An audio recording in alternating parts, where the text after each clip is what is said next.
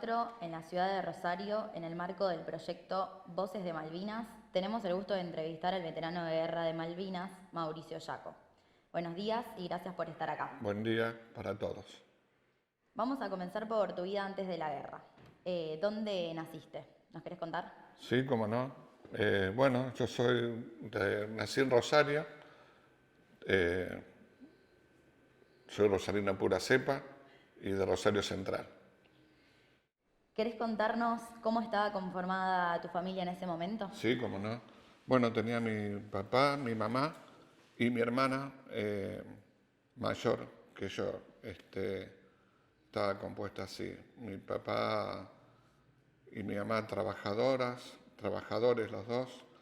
Mi papá trabajaba en el puerto de Rosario, en los guinches de Rosario, y aparte de eso teníamos un negocio de una roticería, bar y pizzería en la zona sur de Rosario, en Necochea al 3400. Dijiste que tenías una hermana. ¿Qué recuerdos de tu infancia tenés con ella? El mejor recuerdo de la infancia con ella.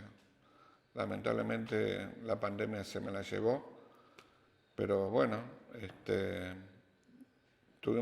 yo creo que los dos tuvimos una muy buena infancia, con padres que nos brindaban todo hasta lo que podían, no solamente eso, sino la enseñanza que nos brindaban. Y bueno, y también dentro de esta familia de cuatro teníamos la otra familia compuesta por tíos, primos y demás, ¿no?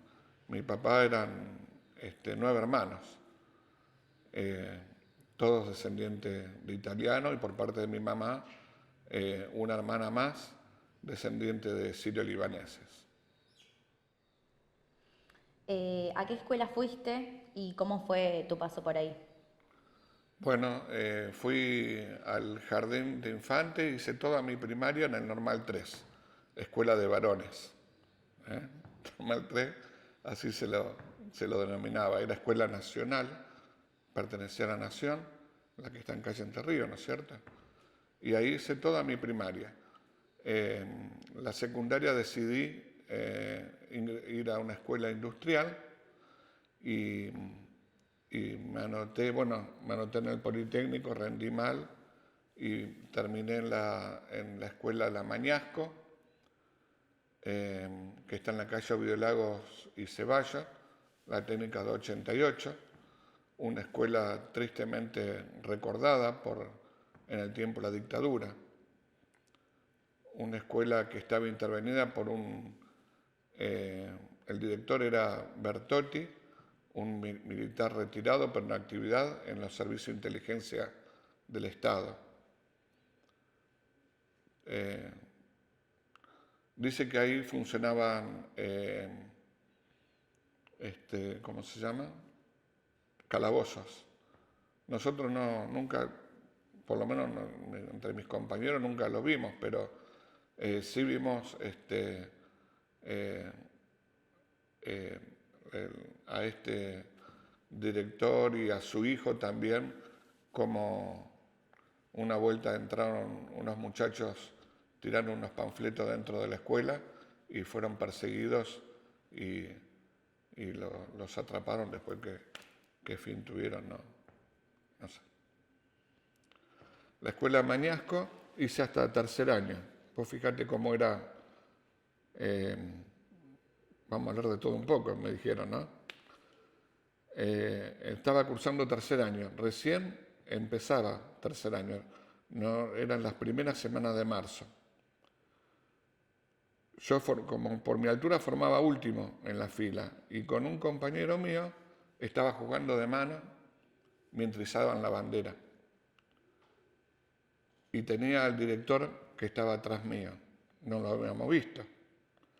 Se terminó de izar la bandera, nos agarra a los dos de la oreja, nos lleva hasta el frente de la formación y dice: estos dos alumnos van a ser despedidos por jugar y tocarse en formación mientras izaba la bandera. Y nos echó. tercer año de escuela industrial. Así era la disciplina en la escuela en esos años. Y la mujer de él era mi maestra, mi profesora de matemática y de física. Y yo era dentro de todo un buen alumno. Y yo me acuerdo que estábamos en la dirección y ella peleaba con el marido en la otra pieza. ¿Cómo lo va a echar? Son buenos alumnos. Que esto, no, a los gritos entre los dos. Bueno, nos rajaron a los dos. Y así que no le dije nada. Mi papá falleció en el año 76. Cuando me echan de la escuela yo ya había fallecido él. No le dije nada a mi mamá y me fui a buscar otra escuela para seguir mis estudios. Y pude entrar en la técnica 5 de construcciones en la calle Corrientes. Ahí continuó hasta fin de año, donde también por otro, eso sí fue un acto mío y de otros compañeros que hicimos un pequeño lío en la escuela, también me echaron de esa escuela en el mes de septiembre, octubre. ¿Te acordás qué era lo que te gustaba hacer de chico? Andar en bicicleta en la plaza con mis amigos. No era mucho de jugar a la pelota, iba a la Vigil, a la Constancio Vigil, y ahí hacíamos vóley, y yo practicaba mucho vóley también por la escuela. Normal 3 siempre se caracterizó por jugar al vóley y natación. Era la única escuela que tenía pileta cubierta y climatizada. Según dicen, era la única en Sudamérica que tenía en ese momento.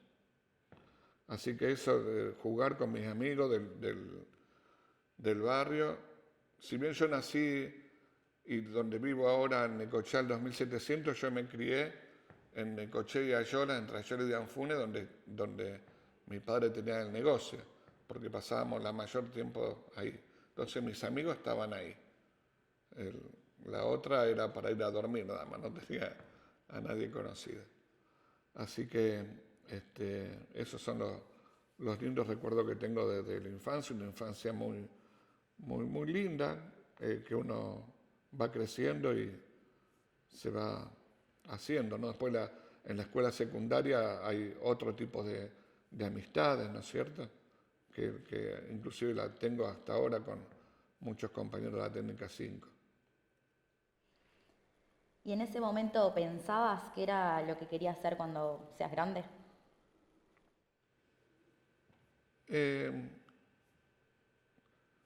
Sí, no lo tenía muy claro.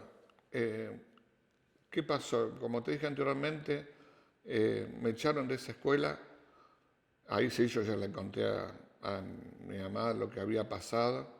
Y bueno, yo seguí, mi papá había fallecido, el negocio lo seguíamos teniendo. El negocio era una pizzería, bar y rosticería. Si bien era un negocio que trabajábamos muy bien porque lo hacíamos todos nosotros, un trabajo muy sacrificado. Yo quería que mi mamá lo vendiera el negocio, que así ella dejaba de trabajar un poco y yo ya me quería independizar en cierta forma también. Ya estaba cumpliendo los 16, 17 años. En ese tiempo nosotros los más jóvenes enseguida queríamos volar de casa. Y entonces fue ahí que dije, bueno, voy a tratar de buscar otro rumbo. A mí me gustaban las armas. Mi papá había sido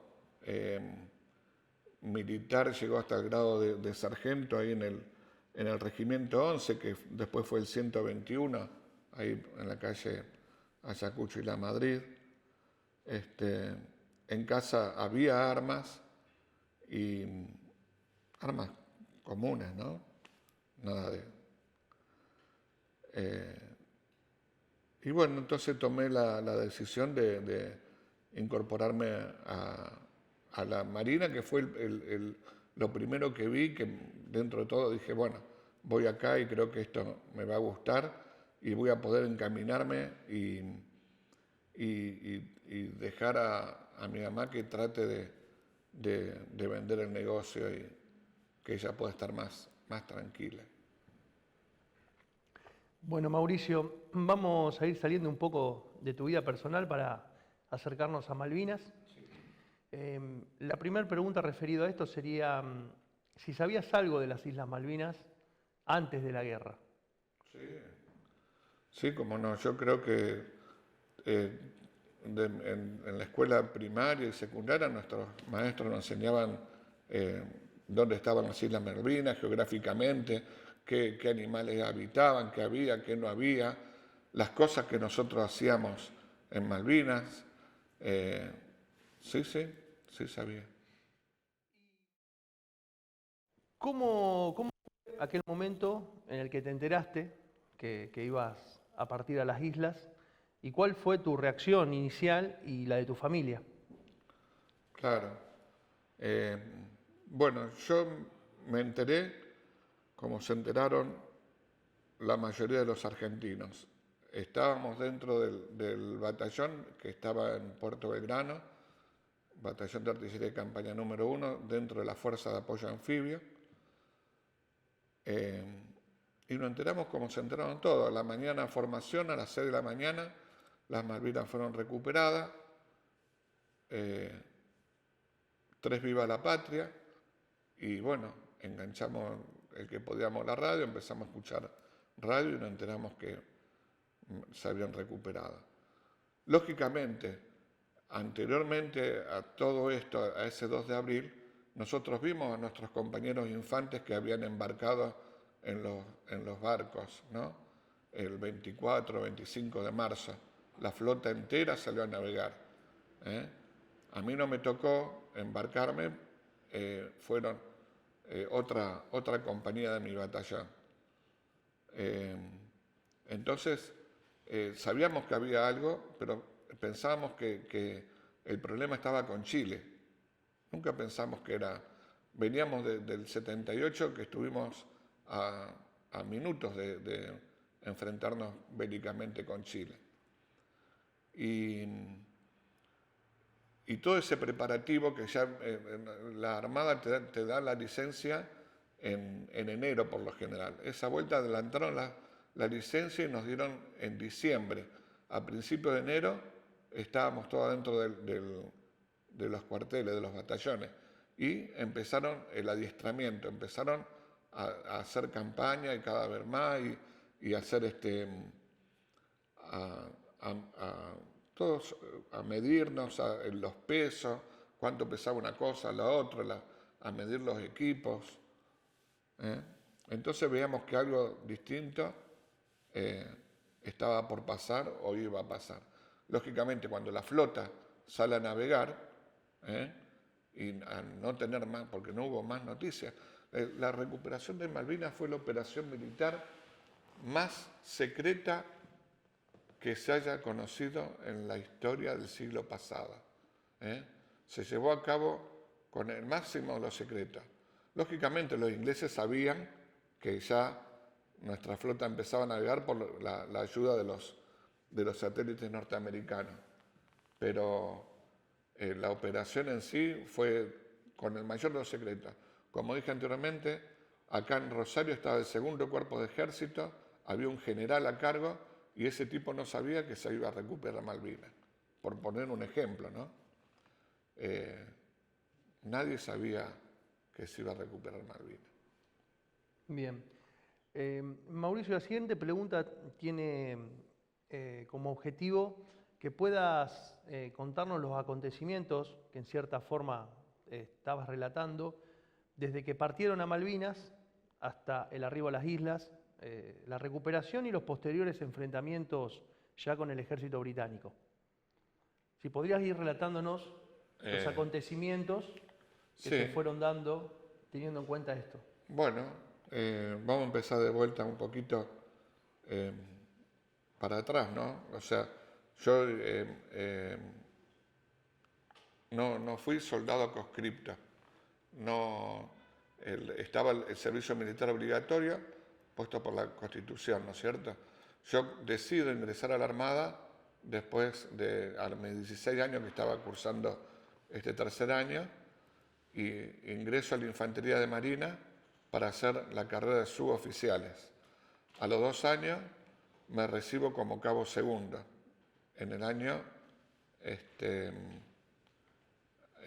finales del 80, principio del 81. O sea, el 1 de enero del 81 yo tengo mi jineta como cabo segundo.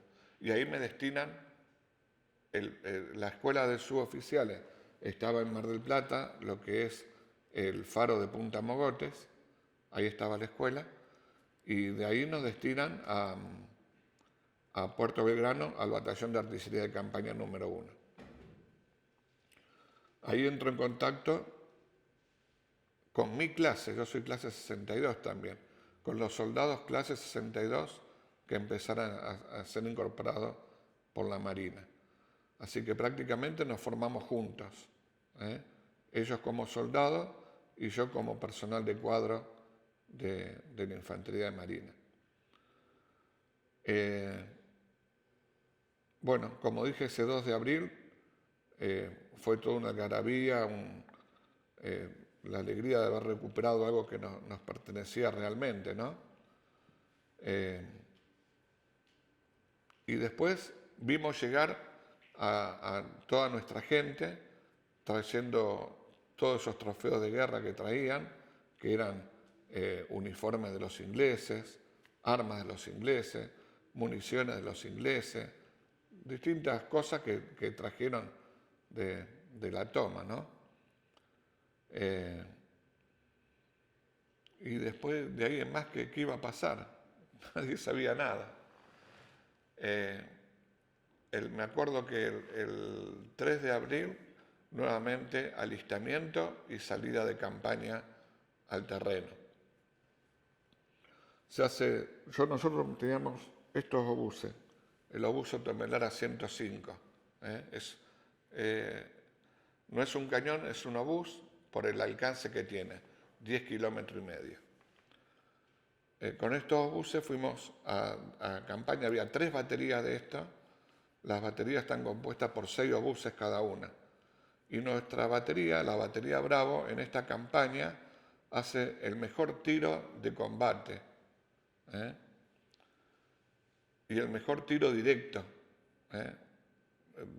yo era jefe de pieza, en el año 82 yo era jefe de pieza base, en el año 81 era jefe de pieza extremo, de extremo derecho,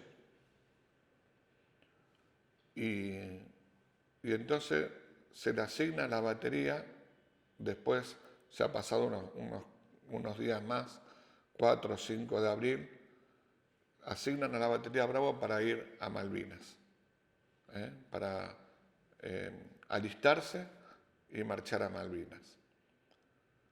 Así que, bueno, llegamos a esa campaña, apenas nos pudimos bañar un poco y nuevamente a preparar todo el equipo, preparar todo el material, ir a los polvorines y traer las municiones.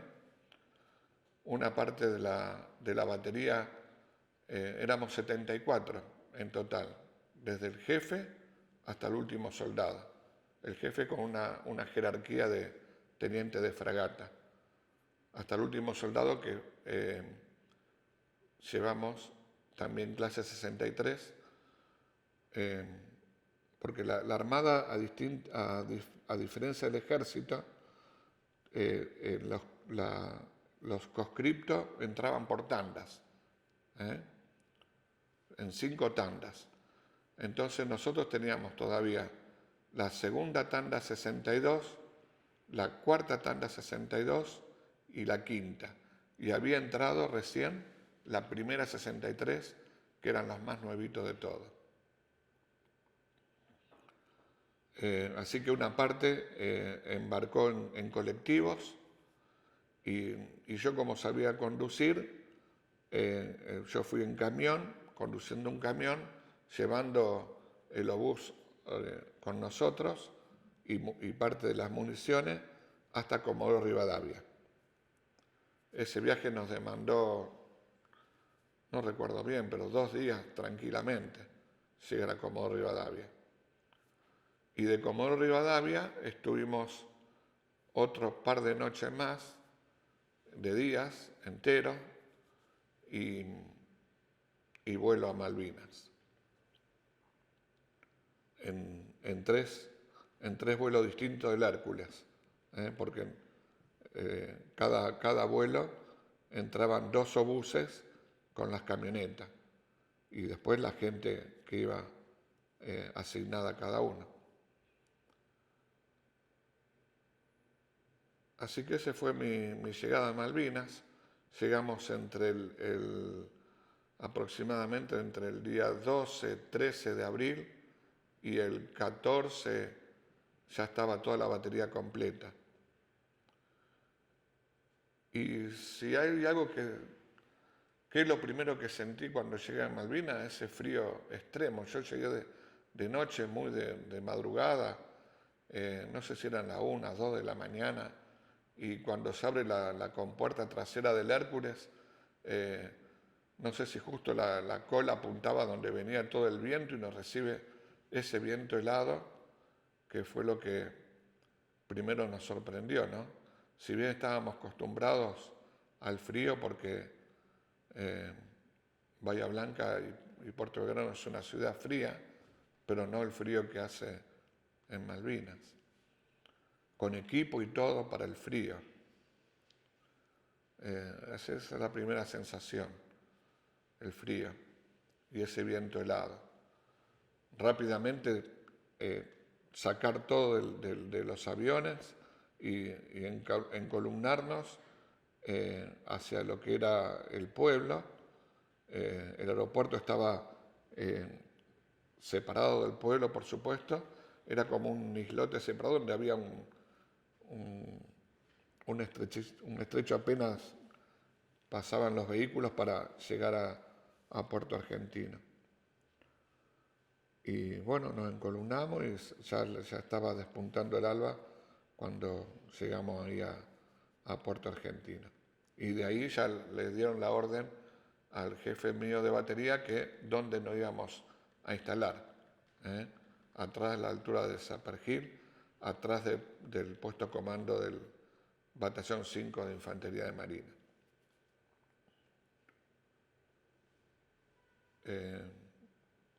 Así que bueno,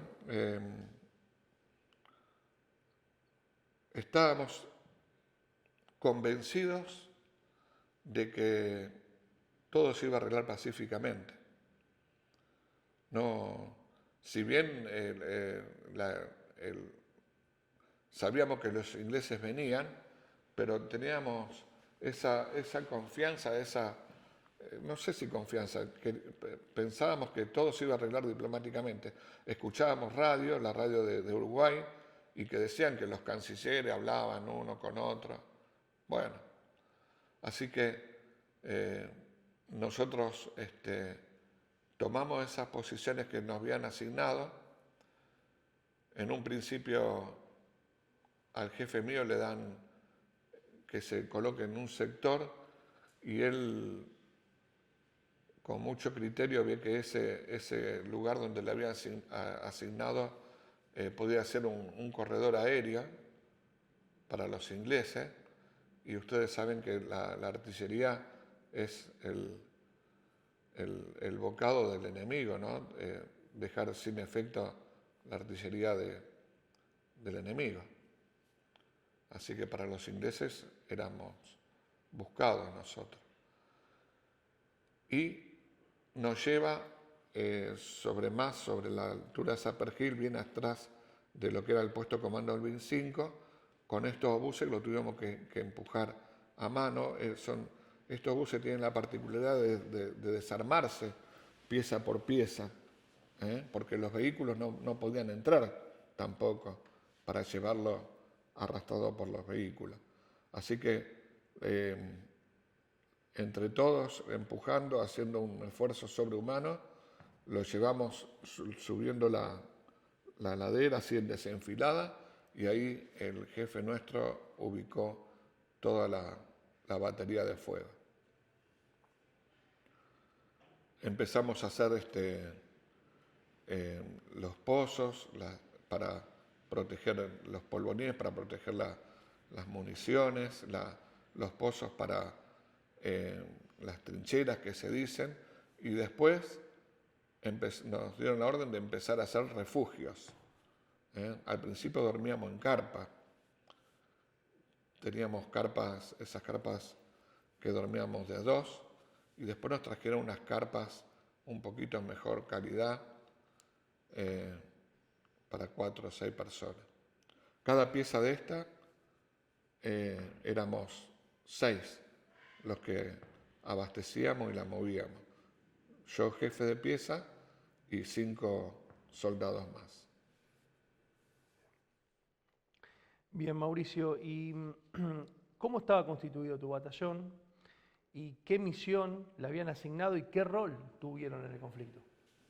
Bueno, como dije, el batallón de artillería de campaña pertenece a la Fuerza de Apoyo Anfibio, es apoyo de la Brigada de Infantería de Marina.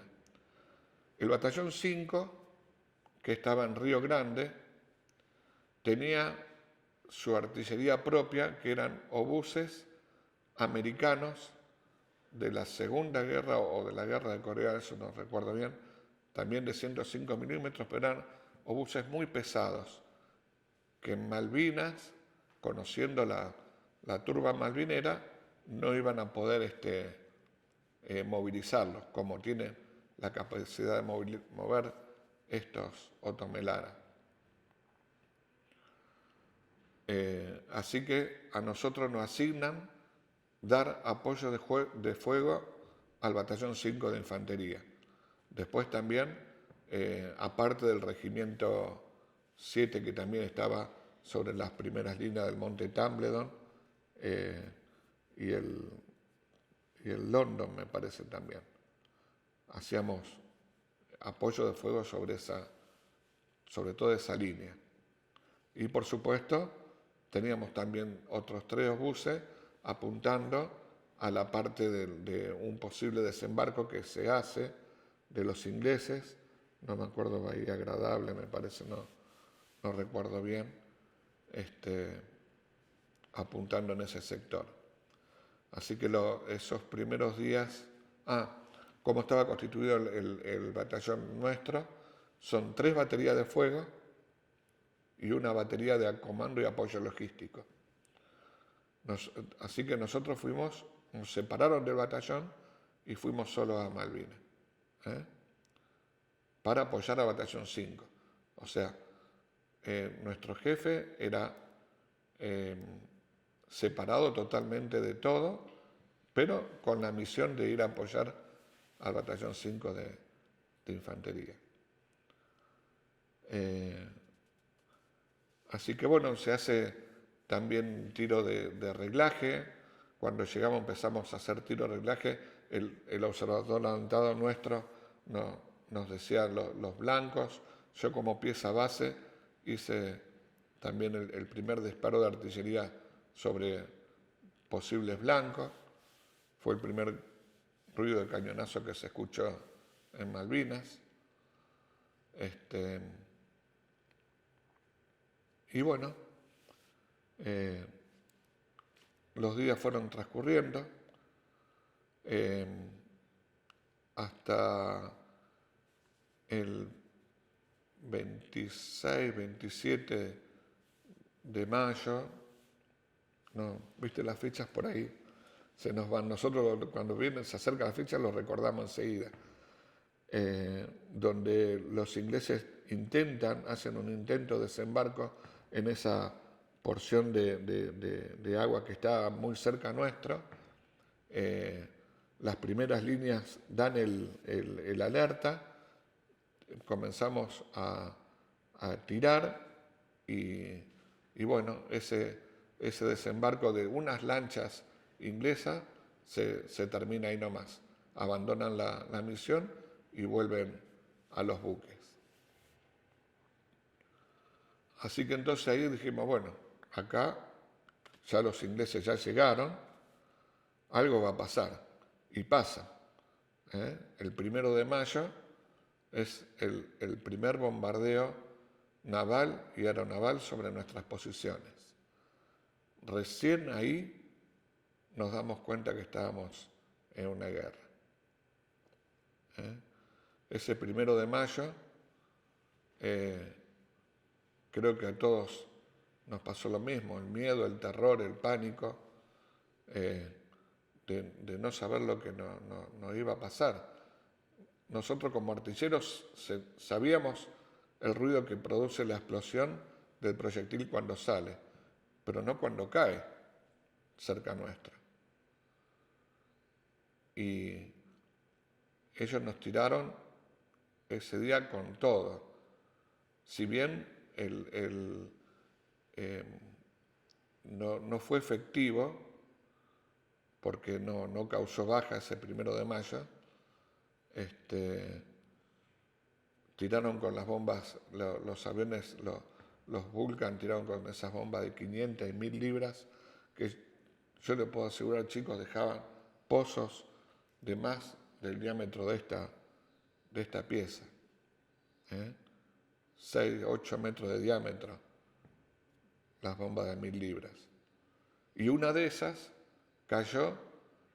¿Se acuerdan que les dije que mi jefe había corrido la batería porque dijo que, bueno, nosotros habíamos hecho una simulación de cañones con ruedas y con troncos desde el aire? A lo mejor alguna fotografía de ese momento simulaba que eran cañones. Ahí cayeron las bombas de 1000 libras.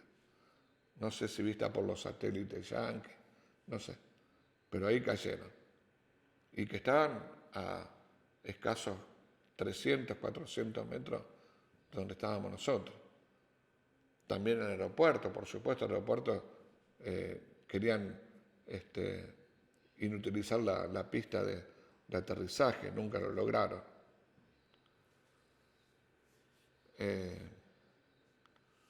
Así que bueno, ese 1 de mayo fue el comienzo de la guerra. Bien. ¿Cuál fue, Mauricio, dos preguntas en una? ¿Cuál fue el momento más difícil que viviste? ¿Y cuál fue el momento más heroico en el que fuiste parte vos o algún compañero tuyo?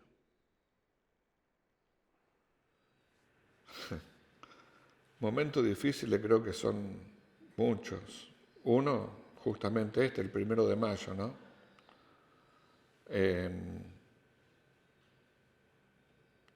Este bombardeo de los ingleses, después del 1 de mayo, no cesó más hasta el final de la guerra. Todos los días, todas las noches principalmente, en Malvinas oscurece muy temprano, a las 6 de la tarde ya es noche oscura y ya a mediados de mayo o en junio ya amanece después de las 9:30 de la mañana, recién está saliendo el sol. Todas las noches nos tiraban y todas las noches teníamos alerta de posibles ataques de los comandos ingleses. Teníamos alertas de los famosos Gurkhas también que venían por nosotros.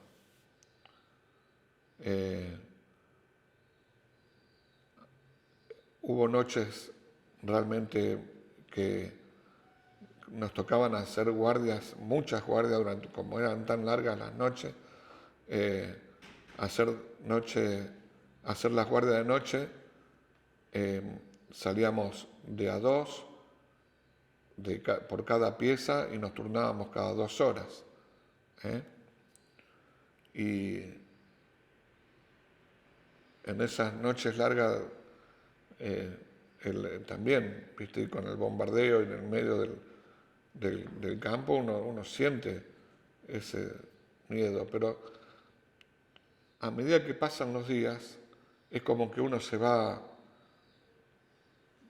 como adaptando y viendo que, bueno, ya está, ¿no?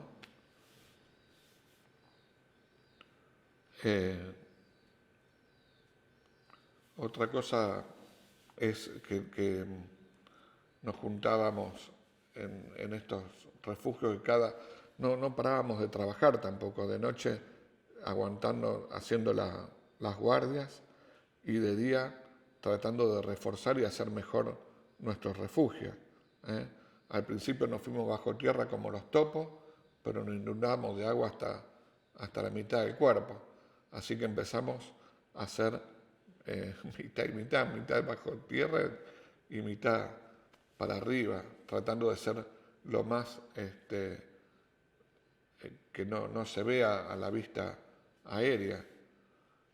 Así que trabajábamos mucho, éramos como picapiedras, estábamos todo el día rompiendo piedras y ya las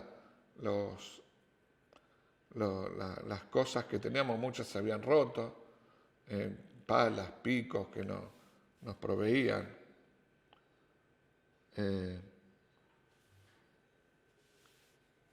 Días de mucho frío y nosotros, si bien teníamos un equipo zona sur que nos dieron y que era para soportar ese frío, una vez que nos mojamos, porque no había repuesto, no había para cambiarnos. Y te tocaba una noche de lluvia porque un terreno insular, las lluvias son prácticamente permanentes. Y si no llueve, porque hay mucho viento y el agua del mar viene y te hace como una llovizna permanente. Así que al estar mojados, el frío se siente, sentí el tiritar de los dientes tuyos, de tus compañeros, en fin.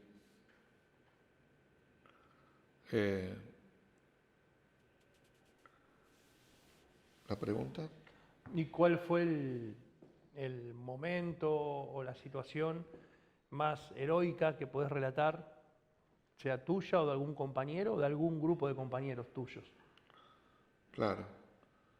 Bueno, los días fueron pasando, todos saben, hay mucha información al respecto de lo que pasó en Malvinas, ¿no? Mientras tanto, nosotros estábamos ahí aguantando. Lo único que hacíamos era aguantar el bombardeo. Y cada noche que pasaba era juntar bronca porque no podíamos hacer nada. Los ingleses desembarcaron en San Carlos y mientras iban avanzando, donde tenían la resistencia, Pradera del Ganso, Darwin, el mismo estrecho San Carlos, que había solamente una compañía del ejército, en fin, todo lo que tuvieron que hacer los ingleses para llegar a Puerto Argentino. Ellos nos bombardeaban todas las noches y uno juntaba bronca, pero no podíamos hacer nada nosotros.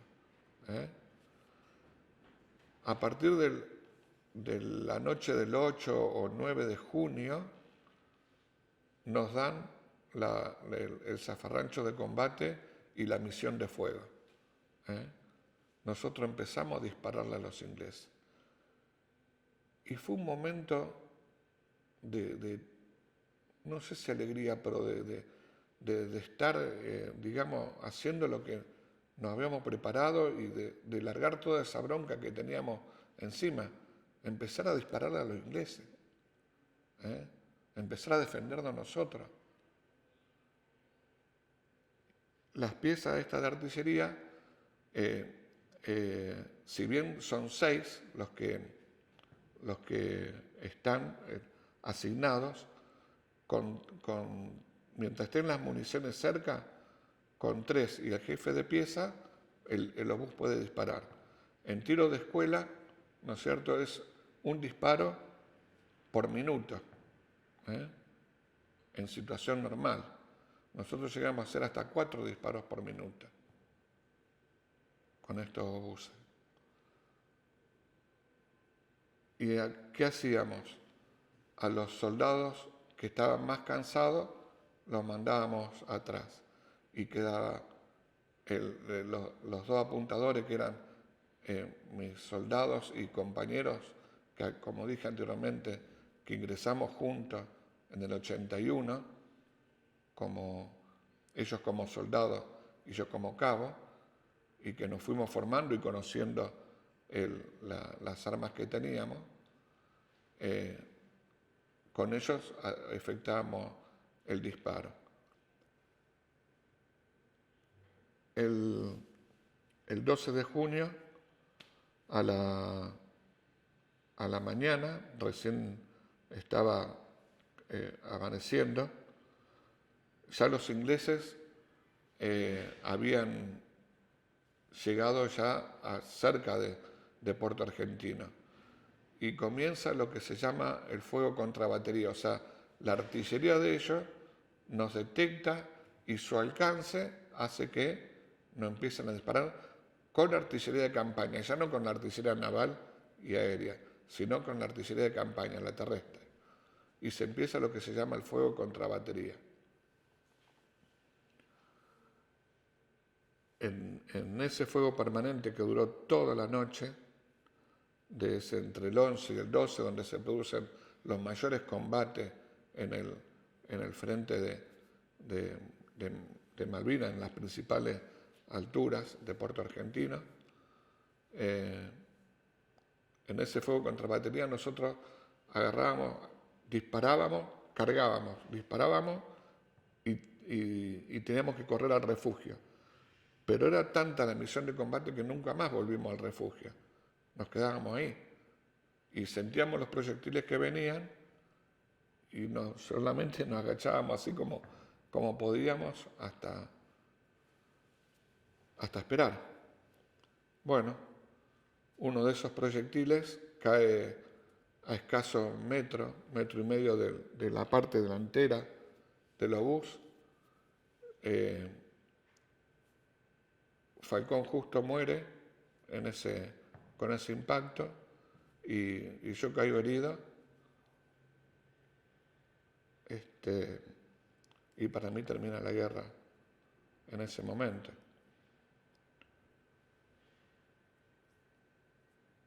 Mis compañeros arriesgando su vida en pleno bombardeo, me sacan de la posición, me llevan hasta un lugar que estaba asignado, 300 metros, 500 metros, donde había un camino donde pasaba un camión con la Cruz Roja. Tengo la imagen de ese momento donde nos tirábamos cuerpo a tierra cada 2 pasos, nos tirábamos cuerpo a tierra. Tengo la imagen de mis compañeros que me llevaban. Tengo la imagen de Falcón Justo, que en el aturdimiento que tenía, que me pudo incorporar, él muere instantáneamente. Él era mi cargador, el que cargaba el obús.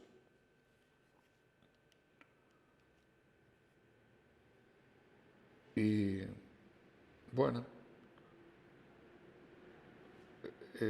me llevan hasta este lugar, pasa el camión, me recoge, me lleva hasta el hospital de Puerto Argentino, me dan las primeras curaciones.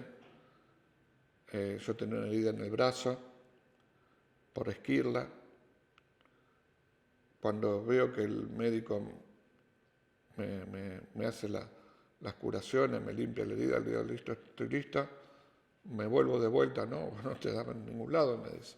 No, yo vuelvo con mis compañeros, yo ya me curó, me puso, yo no me iba a poner un yeso o algo porque no podía mover el brazo. Pero, vos no te movés, no te quedás acá. Pero yo tengo que ir para allá, mis soldados me están esperando. Parate, me decía. Trato de incorporarme y no me puedo parar.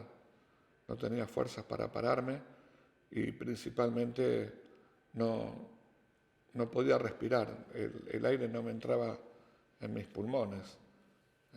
Después me entero que por la onda expansiva mis pulmones se habían comprimido, ¿no?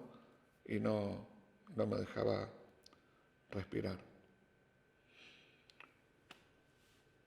El último vuelo que sale del Hércules sale la noche del 12, la madrugada del 13.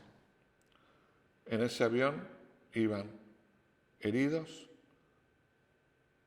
y personal civil que también participó en Malvinas. A mí me suben, de acuerdo a la indicación del médico, ahí en Puerto Argentino no tenían más nada por hacer, me suben al avión y vuelvo en vuelo hasta Comodoro Rivadavia, donde soy internado en el hospital de IPF de Comodoro Rivadavia, solo, sin ningún otro soldado, ni del ejército, ni de la Fuerza Aérea, ni de la Marina, nadie.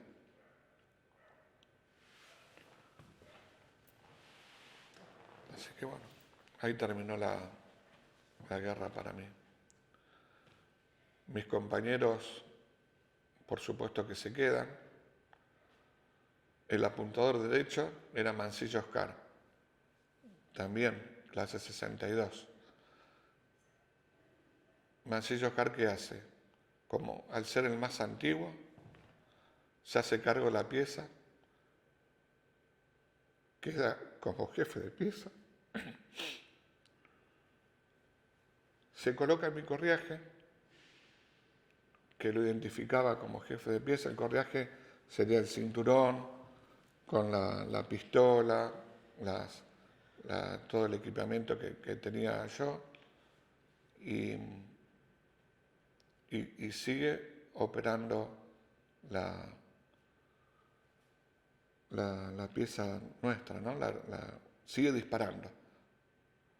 De las 6 piezas de artillería que llevamos, 5 quedan totalmente destruidas por el fragor del combate. Y la última, que queda disparando, que hasta el 14 de junio, que prácticamente hasta agotar la munición, es destruida por mis compañeros para no ser tomada por los ingleses. Las otras 5 quedaron totalmente destruidas.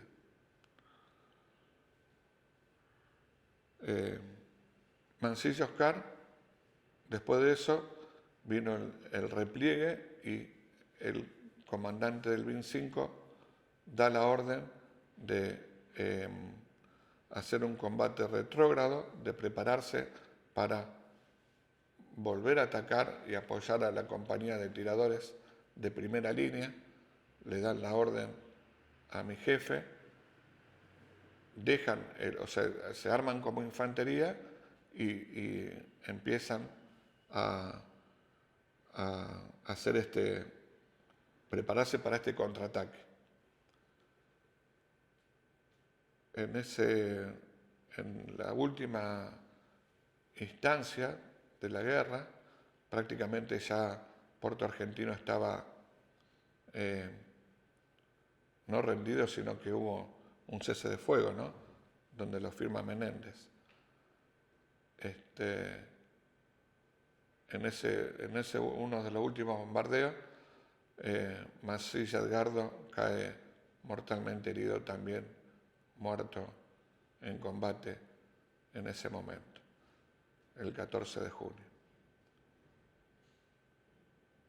Así que bueno, esos son los hechos. ¿Cómo era la relación con tus compañeros? ¿Qué recuerdos tenés de ellos, aparte de todo lo que venías contando? Y el mejor de los recuerdos.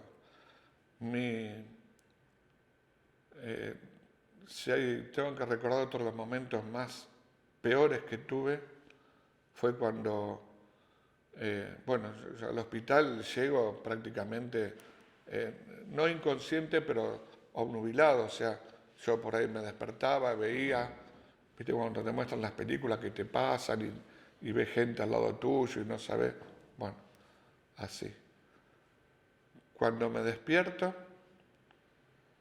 la guerra había terminado. Tenía el médico al lado mío, enfermera, una señora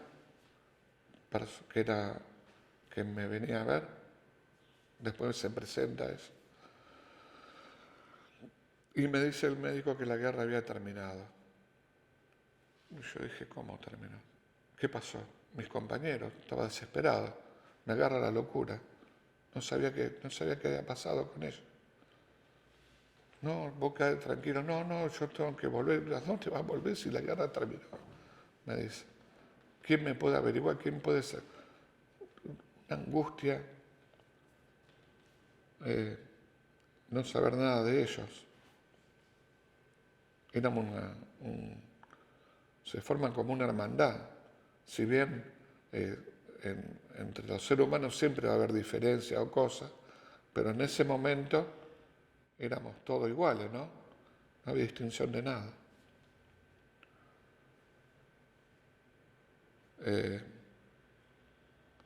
Hasta que pasado,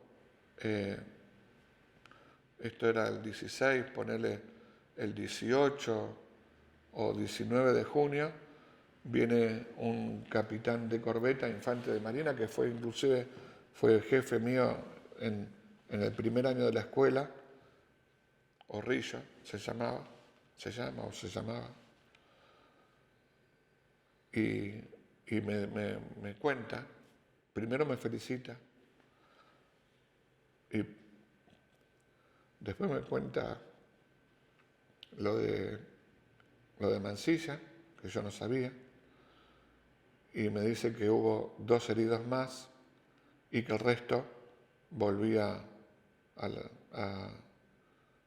al país, ¿no es cierto? Volvía, ya está de regreso arriba del almirante Irizar.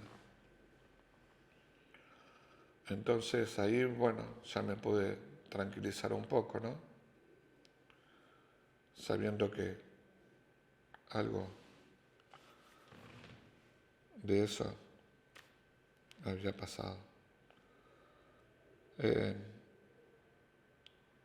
Estoy internado, me acuerdo bien la fecha porque fue fecha patria, después del 9 de julio, el 10 de julio, en un vuelo de aerolínea argentina, vuelvo a Puerto Belgrano al hospital de Puerto Belgrano. Y ahí ver eso también fue terrible para mí, estando solo en este hospital de IPF, llegar al hospital de Puerto Belgrano donde estaban las cuadras de heridos, compañeros de otras armas mutilados, ver los horrores de la guerra en ese hospital.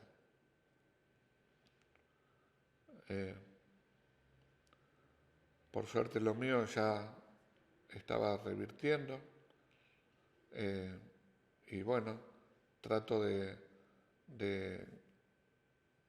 a ver si podría haber la posibilidad de que me saquen. Y bueno, estoy una semana más o menos, y me llevan a la enfermería del batallón. Ahí recién entro en contacto de vuelta con mis compañeros y que muchos ya se habían ido de baja. Por ejemplo, la clase 62 ya le dieron la baja sin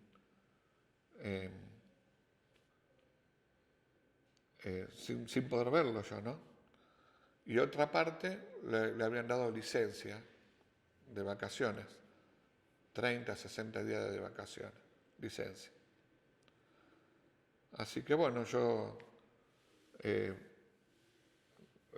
después, cuando salgo de la enfermería, no me habilitan para continuar con lo que yo hacía, sino que tareas livianas y nada más. Eh, contacto sí volví a tener con los soldados que quedaban y el personal de cuadro que éramos, oficiales y suboficiales. ¿Y tu familia sabía que estabas en Malvinas? ¿Te habías comunicado con ellos? Sí, no había las comunicaciones que había ahora. Es otro tema también. En mi casa, ahí en la calle Necochea, a mi mamá le había puesto el teléfono Entel en enero del 82. Ella me escribe una carta y me manda el número de teléfono. Yo me comunico, antes que pase la guerra de Malvinas, me comunico con ella, contento, ¿viste? Poníamos cospeles, hablábamos. Duraba un minuto y se cortaba, valía fortuna la comunicación. No le alcanzo a decir que voy a Malvinas. Ya después, en Malvinas, la única comunicación era con cartas. ¿eh? Yo le escribía mucho a mi mamá me escribía mucho a mí. Yo le pedía encomiendas. Mi mamá me mandaba encomiendas, las cuales nunca recibí nada. Sí recibí un montón de cartas al soldado desconocido, escrito por alumnos, gente, pueblo de mi país, dándonos aliento y apoyo.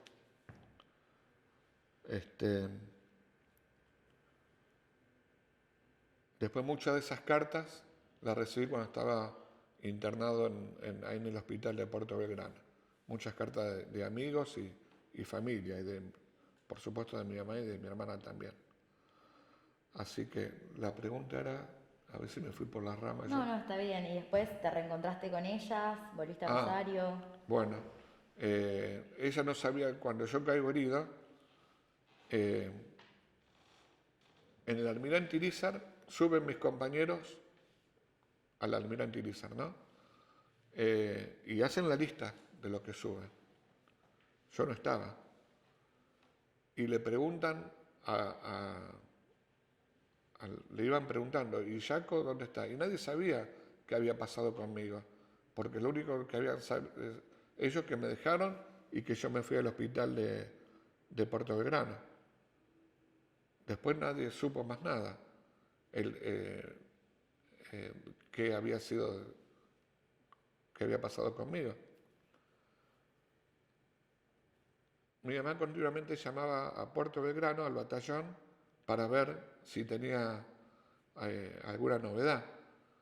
Y entonces ahí, cuando ya estamos 18, 19 de junio, a ella le dicen que yo no venía en el Almirante Irizar, que no sabían dónde estaba, que había sido herido, pero no sabían el lugar donde estaba y qué había pasado conmigo.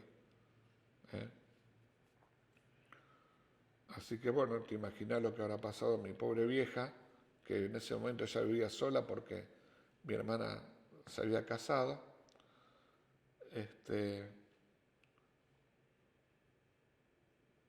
Y yo, que estaba en el hospital ahí de IPF y no recordaba el número de teléfono. Y esta señora, que fue la primera que me vino a visitar y que me iba a visitar todos los días, trabajaba justamente en Aerolínea Argentina. Y ella me pregunta, dice, ¿el teléfono dónde? Sí, mi mamá tiene teléfono. Y digo, bueno, decímelo que vamos a hablar. No, pero no lo recuerdo. Bueno, no tenga problema. ¿Dónde vive tu mamá? Le doy la dirección. Entonces ella por teletipo, que era en ese momento la forma de comunicarse rápidamente, a la oficina de Aerolínea Argentina acá, que estaba en la calle San Luis y San Martín, le dicen, y un empleado de ahí va hasta mi casa, le dice dónde estaba yo internado y le da el teléfono y esa noche recién me comunicó con mi mamá. Se quería venir la vieja, quería irse hasta Comodoro. Ay,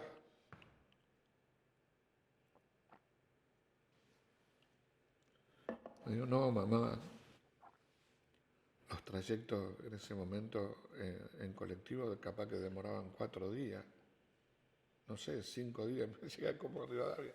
Aviones no sé si había, aparte no había con qué. No, mamá, quédate tranquila, yo estoy bien, me están curando, estoy bien, en cualquier momento, eran las palabras del médico, ¿no? Me van a mandar al hospital de Puerto Belgrano y entonces ahí a lo mejor, si vos querés, si no. Y bueno, fue así. Nos encontramos, después que yo salí del hospital de Puerto Belgrano, ella me fue a visitar con un tío mío, viajaron los dos y ahí fue el reencuentro. Muy emotivo. Bien, Mauricio. Vamos a salir un poco de si se quiere, la guerra en sí, y vamos a hablar un poco sobre la causa, Malvinas. La pregunta es, ¿cuál es tu opinión sobre los motivos del conflicto? Y si fue cambiando tu perspectiva sobre la motivación del conflicto, sobre sus causas, con el pasar del tiempo. Por supuesto. Sí, claro que fue cambiando. Porque con 20 años uno tiene información que recibe de afuera. ¿eh? Y entonces, en un primer momento, uno pensaba que fue la locura de un borracho que dijo, si quieren venir que vengan, le presentaremos batalla. Por supuesto que fue cambiando. Malvinas nos pertenece a todos los argentinos, pertenece al continente americano y para empezar los ingleses no tienen nada que hacer a 12.000 kilómetros de distancia. Galtieri se jugó una, que fue recuperar Malvinas. Se la jugó para qué? Para perpetuarse en el poder, seguramente, uno de los motivos principales. La dictadura estaba al límite también, hubo una Plaza de Mayo el 30 de marzo, donde pedían la vuelta a la democracia, donde hubo también gente golpeada y herida y un montón de cosas más. Así que la dictadura estaba al filo de terminar. Entonces, ¿qué mejor para él salir victorioso con una causa que nos compromete a todos los argentinos? Porque yo lo dije, mis maestros me enseñaron a quién pertenece las Islas Malvinas y por qué nuestro país reclama la soberanía sobre las islas. Después me entero con el tiempo que Galtieri también va y pide permiso, no pide permiso, va y le dice a Ronald Reagan que iba a recuperar Malvinas. Y Reagan le dice, sí, andá nomás. Y después le hace así, hay que tener un poquito de cabeza para saber con quién se va a aliar Estados Unidos, cuál va a ser el aliado de Estados Unidos. Nosotros, argentinos, no peleamos solamente con Inglaterra, peleamos contra Inglaterra y contra toda la OTAN. Ellos, Margaret Thatcher, con toda su locura, también necesitaba, porque su gobierno era muy malo con las políticas que estaban implementando, y necesitaba una victoria. ¿Y qué mejor que una victoria en el fin del mundo, donde se sabía que iba a ser ganadora, de una forma u otra, porque a lo mejor la batalla de Malvinas la hubiéramos ganado, pero ellas venían por todo. En algún momento ellos van a abrir su historial, que lo tienen bajo secreto, y van a saber que sus buques tenían misiles nucleares apuntando a las principales ciudades de nuestro país. Así que ellos venían y venían por todo, y así es como movilizó una flota mayor a la que se movilizó durante la Segunda Guerra Mundial, para recuperar Malvinas. Y nosotros peleamos contra todo eso, contra toda esa tecnología que había en ese momento, y nuestros soldados argentinos, que obligados por Constitución Nacional, porque era el servicio militar obligatorio, fueron verdaderamente leones combatiendo en el frente de batalla. Y a medida que pasan los años uno va cambiando toda esa perspectiva. Y hoy en día te das cuenta, hace muchos años, ¿no? Hoy en día ellos tienen ahí un cuartel de la OTAN donde prepara a sus soldados. ¿Y por qué? Porque ahí tienen todo, tienen el pasaje hacia los océanos, tienen la llegada a la Antártida, tienen las riquezas marítimas, supuestamente petroleras también, que todavía no saben si es factible sacarla o no, pero en algún momento la tecnología va a llegar para poder sacarla. Y todo eso nos pertenece a todos los argentinos. Y yo digo, si no es de los argentinos, es del continente americano, del continente sudamericano. Los ingleses no tienen nada que hacer ahí. Sin embargo, están. Y nosotros la seguimos peleando desde otra forma,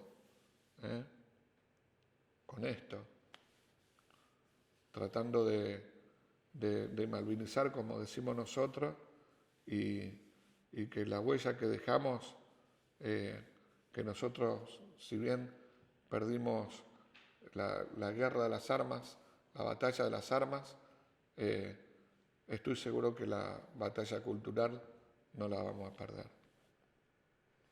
Bien, Mauricio, hablemos del lamentable proceso de desmalvinización que se dio en la posguerra.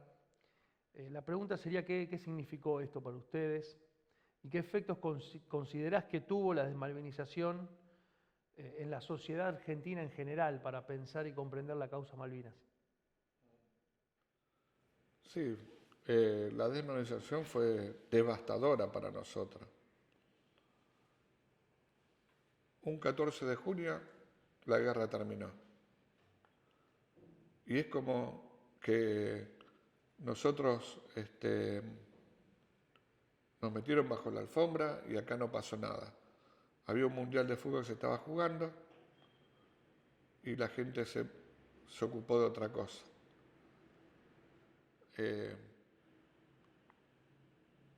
¿A quién le echamos la culpa de todo esto? ¿A los militares que estaban? ¿A los políticos que vinieron después? ¿Al periodismo? ¿A todos los que tenían cargo público, dirigencial dentro del país, tanto en la dictadura que duró hasta el 84 como la democracia que vino después? ¿A quién le echamos la culpa? A todos. No se salva ninguna. El único que se salva es el pueblo argentino, que empezó a ver lo que había hecho el soldado argentino. Empezó a darse cuenta.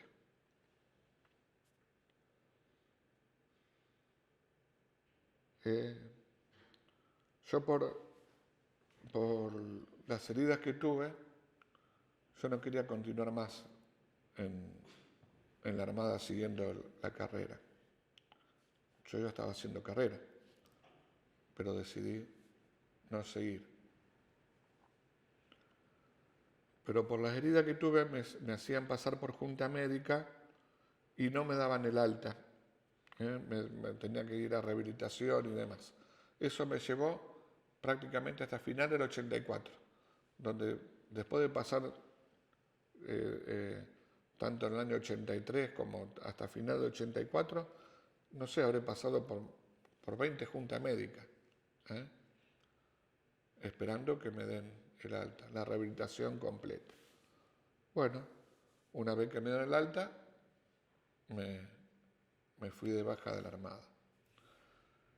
Y hasta ese momento yo no veía la desmalvinización porque estaba dentro del cuartel, si bien salía, por supuesto, mis francos, mis vacaciones. Venir de vacaciones de licencia a Rosario para mí era torturador. Era enfrentarme con todos los demonios de la guerra. ¿Por qué? Porque mis amigos, tanto del barrio, de la secundaria, no me entendían y yo no lo entendía a ellos. Me hacían preguntas que yo no le podía contestar de lo que había pasado en la guerra. Yo solamente le podía contestar lo que nos había pasado a mí y al grupo de gente que estuvo conmigo. No podía saber lo que había pasado, no sabía cómo desembarcaron, qué pasó, esto, lo otro. Yo no iba a hablar de más de algo que no sabía. Y así que venir a Rosario y era enojarme mucho, pelear con todo el mundo, el famoso estrés postraumático que uno trae, que se altera por cualquier cosa y, en fin. Así que a fin del 84 volví definitivamente a Rosario. Comienzo a trabajar y volví a ir a estudiar de vuelta. Y cada vez que se acercaba la fecha del 2 de abril, trataba de juntarme con alguien que había estado y así comienzo a ver lo que sería a futuro el Centro de Excombatientes Rosario. Me acuerdo que uno de los primeros actos, tanto el 2 de abril como el 20 de junio o el 9 de julio, yo me gustaba participar de los actos y bueno, no éramos convocados, el ejército, el segundo cuerpo llamaba a algunos y vos sos veterano, sí, bueno, y nos hacían formar allá lo último de todo. Nos identificábamos con chaquetillas viejas, era la forma de identificarnos para que se den cuenta que éramos veteranos de guerra de Malvinas, aunque muchos nos decían los loquitos de la guerra.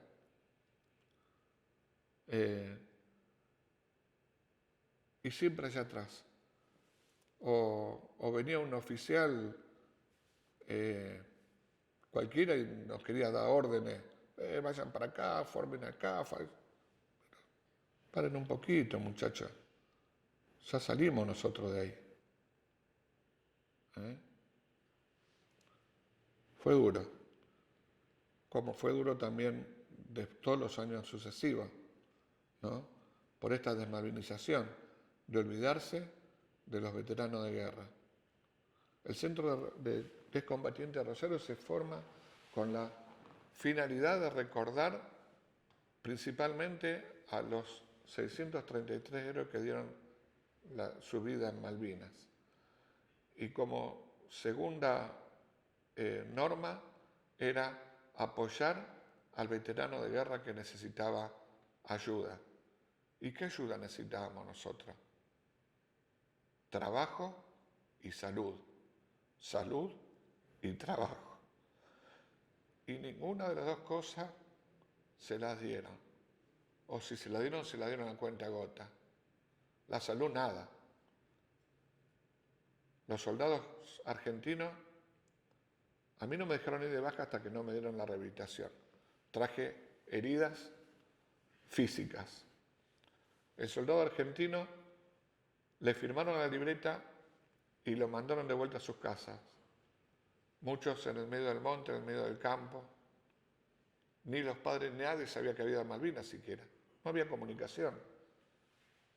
Y llegó de vuelta a su casa y calladito la boca.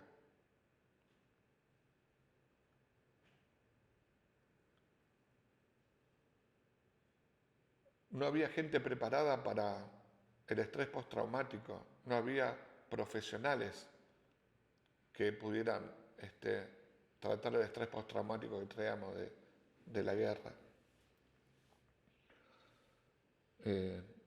Entonces, bueno, yo empiezo a participar más activamente del centro por esta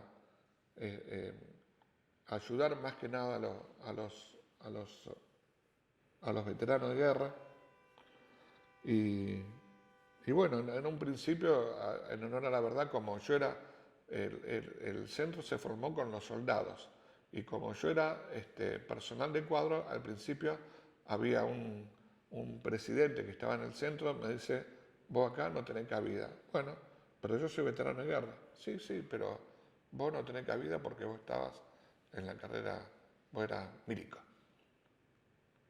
Digo, bueno, pero yo era militar, pero yo no hice nada malo. ¿Viste? Empezaban con toda la historia de que todos los militares eran todos malos. Manzanas podridas y en todos lados. ¿Eh? Por eso nosotros decimos que se nos vinculó con la dictadura, se nos dijo que éramos los chicos de la guerra,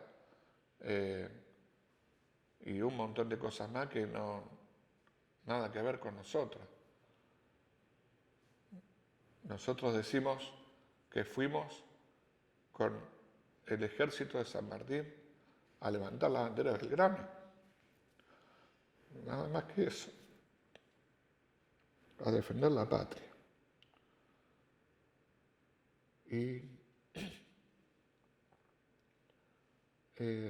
a través del centro yo encuentro mi tranquilidad, mi paz, porque como dije anteriormente, mis amigos no me entendían y el único que me podía entender era otro veterano de guerra. Así no haya estado conmigo en el mismo pozo, así haya estado no sé, en el crucero Belgrano o en alguna otra parte de la isla, ese tipo me entendía a mí, hablábamos el mismo idioma. Entonces yo me podía desahogar con ellos y ellos se desahogaban conmigo y así. Y empezamos a ayudarnos uno con el otro. Lo de Malvinas lo hablábamos entre nosotros. Cada vez que venía un 2 de abril nos juntábamos en algún lugar y como que se hace la vigilia ahora, que esperamos las 12 de la noche y cantamos el himno, bueno, eso lo hacíamos en solitaria. 30, 40, 50 de nosotros que formábamos el Centro de Excombatientes de Rosario. Mientras tanto, pedíamos salud y pedíamos trabajo. Salud y trabajo. Y no llegaba. Hubo compañeros que fueron tomados por las empresas del Estado, lo que era Ferrocarril Argentina, Correo Argentino, Entel,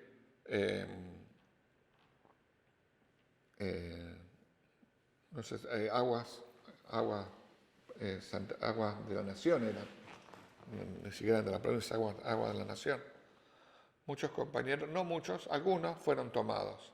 Cuando Menem vende todo, el 99% quedó en la calle.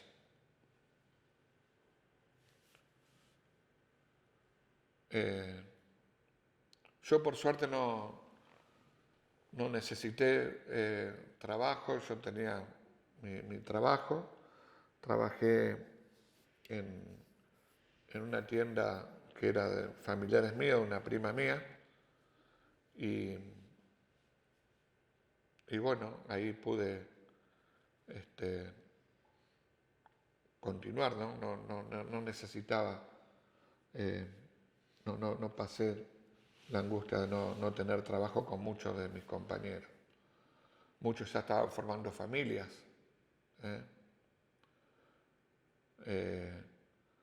Y se empezaron los suicidios, empezaron los que nosotros llamamos también suicidio encubierto, donde había muchachos que por efecto del alcohol y las drogas quedaban asfixiados o muertos en su casa solos por el abandono, ¿no?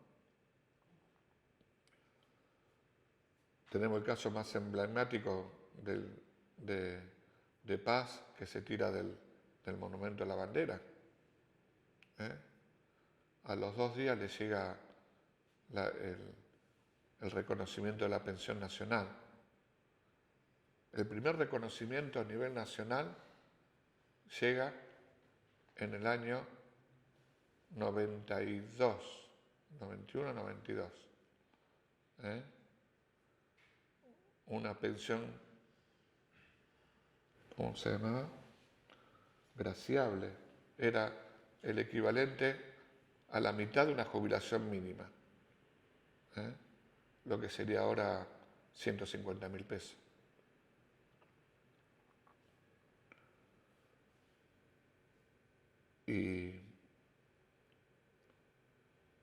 Y todo eso nos causó mucho daño. Nosotros como centro de veteranos también empezamos a ver las cosas. Pasaron muchas cosas, pasaron en el tiempo de Alfonsín cuando vino todos los saqueos, inundaciones en el Chaco, en Corrientes, inundaciones en Villa Gobernador Galvez. Y nosotros que no teníamos nada, absolutamente nada, con la colaboración que nos daba la gente, el pueblo, íbamos y tratábamos de darle una mano a esa gente que la estaba pasando realmente mal.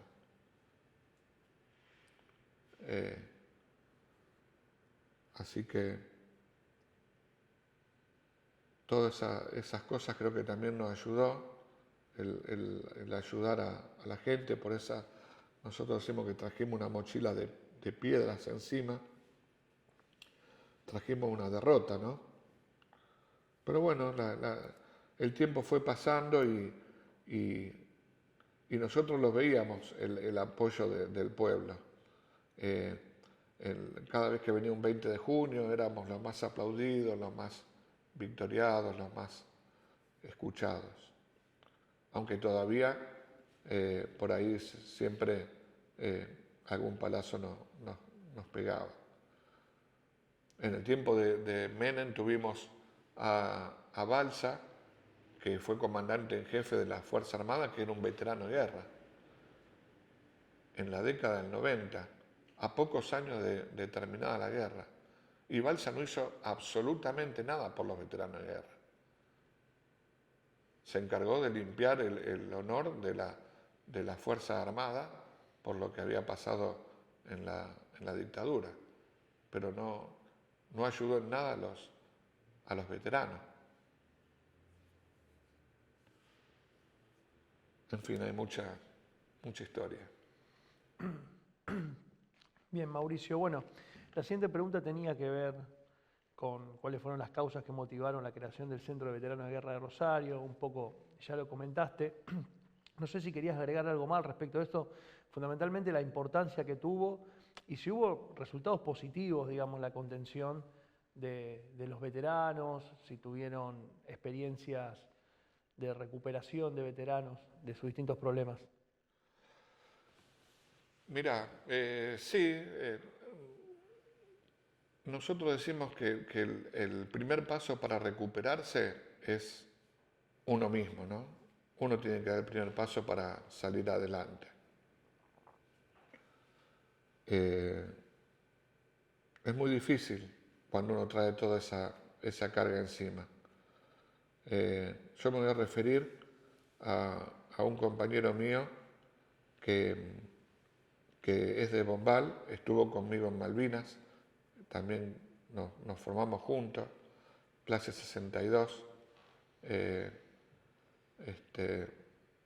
le costó muchísimo salir del alcohol y la violencia, formó su familia y todo, pero todo a las trompadas.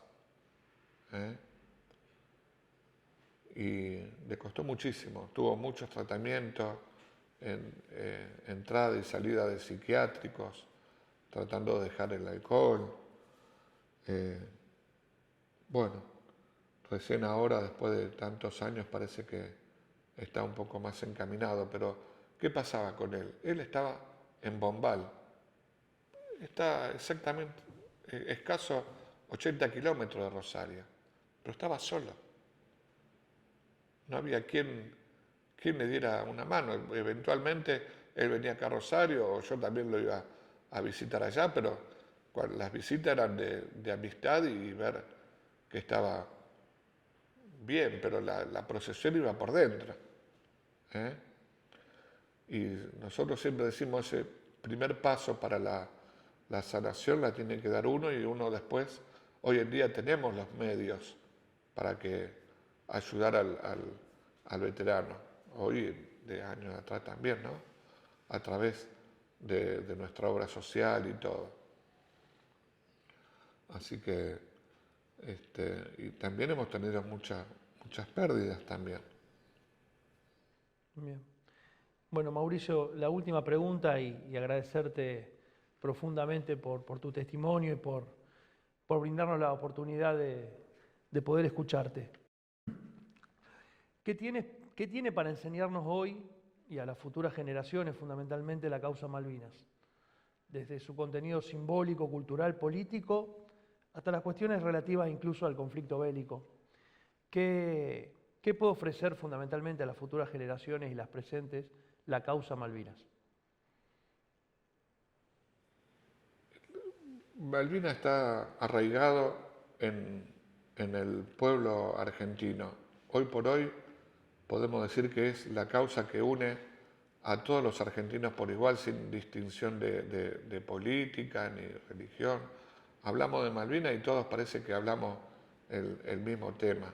Hace un par de años atrás, teníamos nosotros en la remera Malvinas nos une. Y es verdad, yo lo siento así. Yo creo que Malvinas es una enseñanza continua y positiva para todos los argentinos. Cuando queramos encaminarnos en algo que nos saque del lugar donde estamos, tenemos que pensar en Malvinas, en lo que se hizo, en ese sacrificio de los soldados que dieron su vida por nuestra patria. Malvinas la vamos a recuperar nuevamente, pero no con las armas. Malvinas van a volver a ser nuestra, porque, vuelvo a repetir, los ingleses no tienen nada que hacer ahí, y la vamos a recuperar con la voluntad del pueblo, que sabe y exige de pie lo que quiere. Ellos se nos están llevando las riquezas que nos pertenecen a todo el pueblo argentino.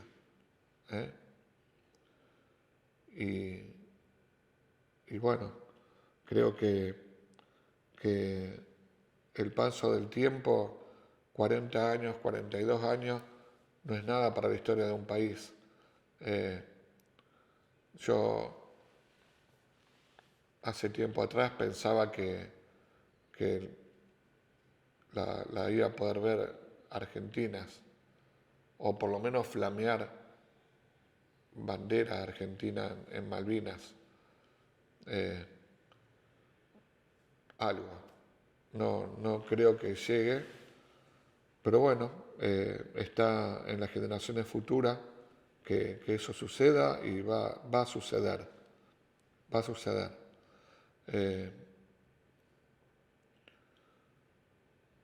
Los Kelper también, ellos dicen que son los ciudadanos, que son originarios, y no son originarios. Ellos sacaron a argentinos que estaban ahí.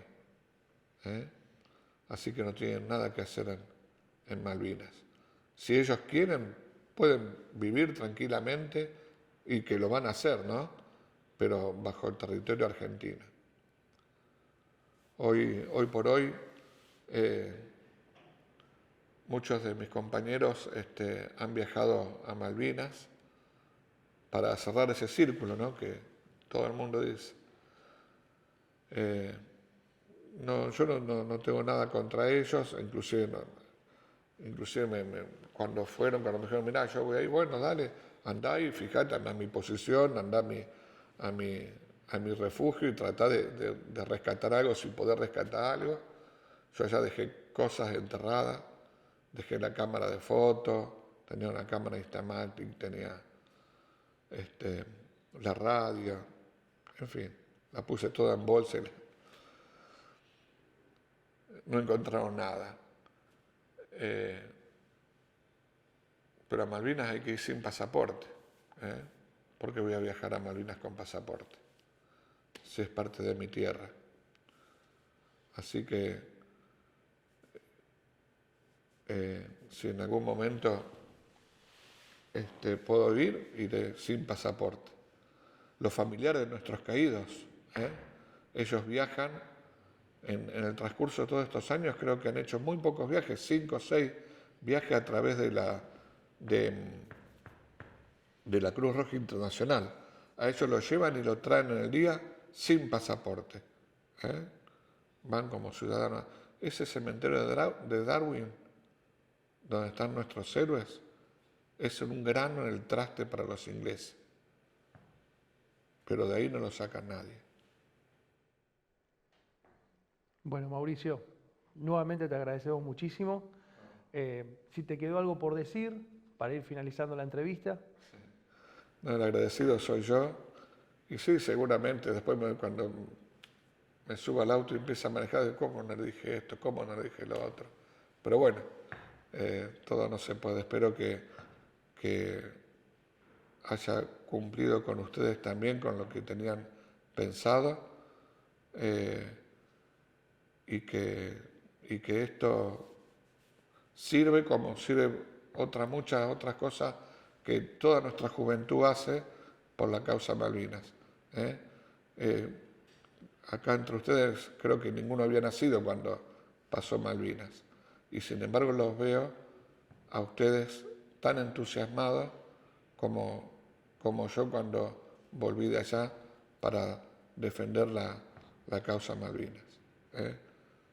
La batalla cultural la hemos ganado y la tenemos que seguir ganando para que alguna vez recuperemos esa soberanía que nos pertenece. Muchísimas gracias.